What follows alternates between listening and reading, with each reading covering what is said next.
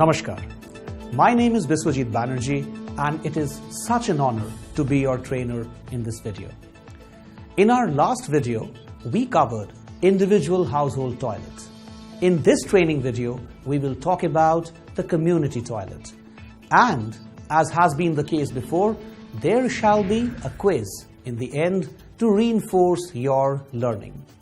So, let's get started with the training program.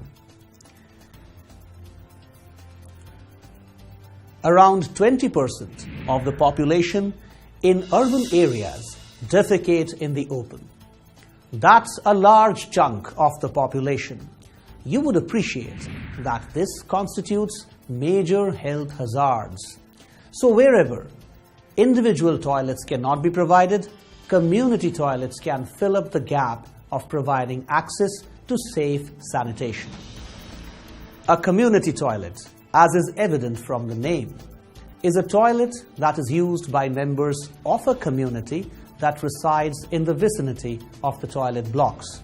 It is meant for a static population, a known and well-defined group of people.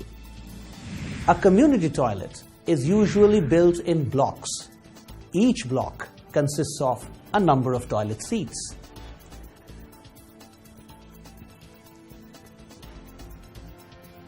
We have to make sure that the common facilities include separate units for men, women, and the differently abled and aged.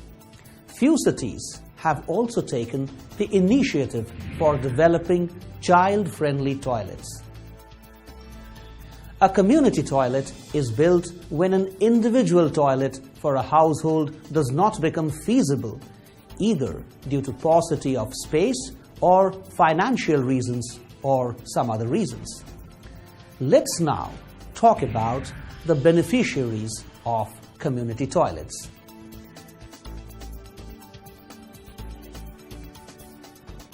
Understandably, the beneficiaries happen to be those who, for reasons already explained, cannot have individual toilets of their own and as such have to defecate in the open.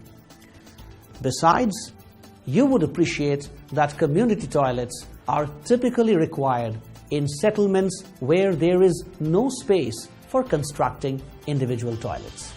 Further, they may also be required in areas where households cannot afford toilets of their own. There could also be instances where, due to land tenural issues, regulations do not permit construction of toilets.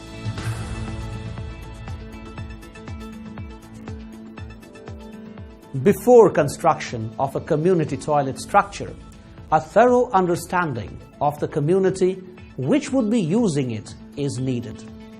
Good planning is key to good community toilets.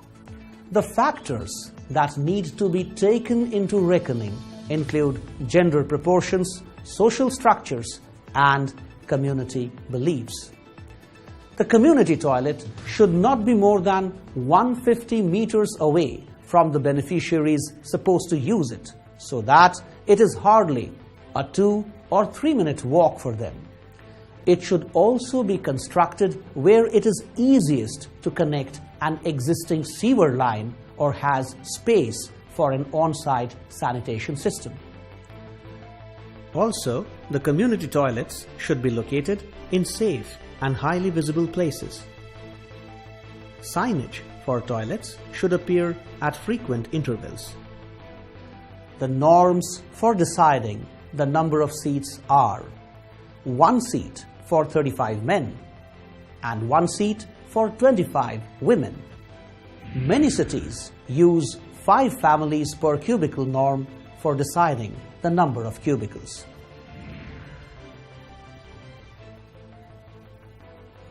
The entrance to the toilet must be prominent with adequate lighting on the approach road. There should be separate entry points for men and women, and there should be provisions for the differently abled and aged from the community also. This can be achieved by erecting easy-to-use ramps. Adequate space must be provided in the areas meant for waiting, changing, and childcare. If the toilet units fall short of the community's requirements, users will face long queues and be tempted to defecate in the open. Children and elderly often have balancing problems and may have other special needs. Unless separate toilets are constructed, keeping in view their needs, they will defecate in the open. The elements in a community toilet normally should include separate toilet blocks for men and women with seats for differently abled and aged, hand washing stations in men and women blocks, separate bathing units and places for washing clothes, urinals in men's block, waiting or circulation area, water storage facility, storeroom for storing cleaning equipment. Besides, the interior designs of the toilets also need to follow some fundamental norms. For instance, the inner side of the toilet door must have locks or latches and hooks. There should be bins in each cubicle and a proper disposal mechanism for sanitary napkins wherever required. The windows and ventilators in the toilets must be such so as not to compromise with women's privacy. Some cities have also provided a living quarter for one operating staff, typically built over the toilet block.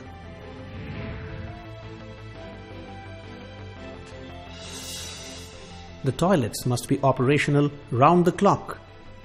It is a must to have women caretakers for maintenance of women's toilets. In case a charge is imposed on the user, the same should be prominently indicated at the toilet gates. Once you have sufficient number of households identified and the number of seats required in the community toilet, you look for available land according to the given specifications. The detailed design should be done after a land survey and after ensuring that the construction of toilets is legally permissible. The community must also be involved in deciding the location of the block. Now, let's look at the financing options for community toilets. The central government incentive for the construction of community toilets is in the form of 40% grant under VGF, that is Viability Gap Funding, for community toilet block construction. The remaining funds will have to be generated from other sources, such as the urban local body's own budget or a public-private partnership. The tentative costs of toilets, including superstructure, is approximately Rs 65,000 per seat.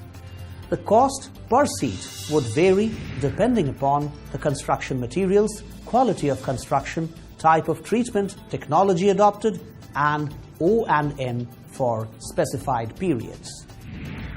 Operations and maintenance of community toilets is a crucial component.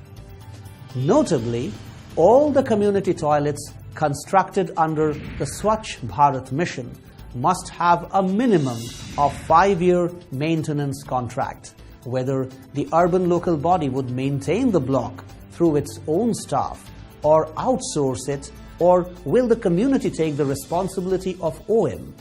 The mode for ensuring O&M of the built block should be decided at the onset. Urban local bodies could also decide whether to levy a user fee or not that could help recover the O&M expenses. The user fees should be decided based on the ability to pay. The urban local body should ensure that it has adequate human resources for maintenance and supervision. Record of cleanliness activities must be maintained in digital format and wherever possible, both in digital and print formats. Sudden inspections by higher officials should also be conducted.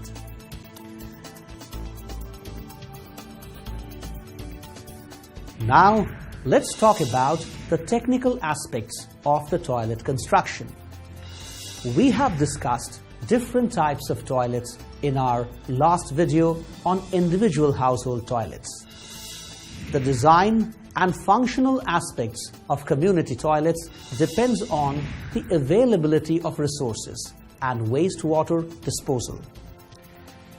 If the community toilet block is within 30 meters from an existing sewer line, only the toilet superstructure may be constructed and connected to the sewerage system. If a sewer line is not available within 30 meters, then the toilet should have an on-site sanitation system such as a septic tank or twin-pit latrines or biodigesters. It is always a good idea to involve women in shaping and making the institutional arrangements such as selection of sites.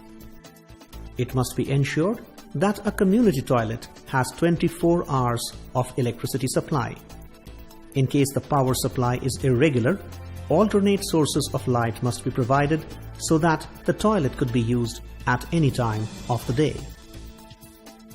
All the community toilets constructed should have adequate water supply arrangements. This could be through an overhead tank located on the top of the community block. If municipal water supply is not available, a toilet block can have its own borewell and pump. The toilet block should provide sufficient area for the users to move about or to wait. Poor ventilation causes foul smell and discourages users. Community blocks should have adequate skylighting and ventilation. In order to keep the users aware of essentials of cleanliness and hygiene, public education campaigns by the municipality and the toilet education materials must be displayed inside the toilets. Thus, we have covered almost all topics relating to community toilets in this training module. If you need to know more, please go to www.nbccindia.gov.in. Here you will find all the details about construction of community toilets.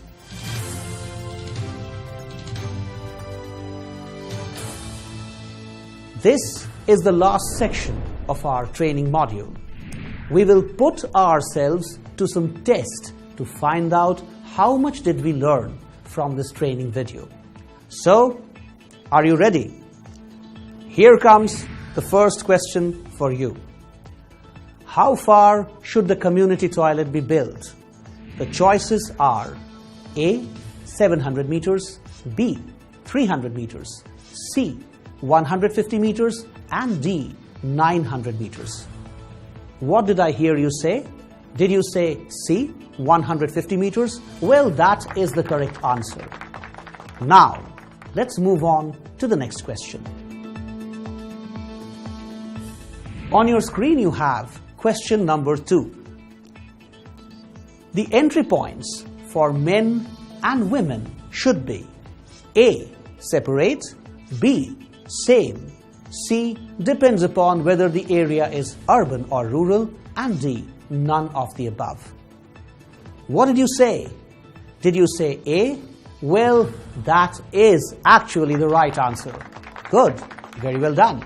Okay. Time for the next question now.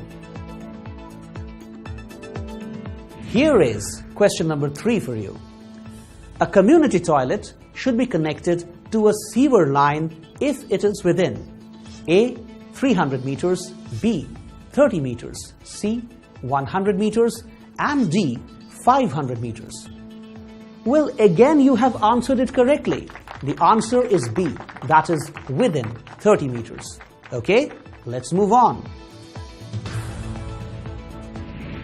What should be done before constructing a community toilet? A. Planning, B. Patenting, C. Licensing, and D, none of the above. What did I hear you say again? Did you say A, planning? Well, if you said that, the answer is right. That brings us to the end of this training video. I hope you enjoyed it and will put the knowledge that we have gathered from this training video to good use. So I, Biswajit Banerjee, will sign off for now and see you again in the next video. Till then, goodbye and take care.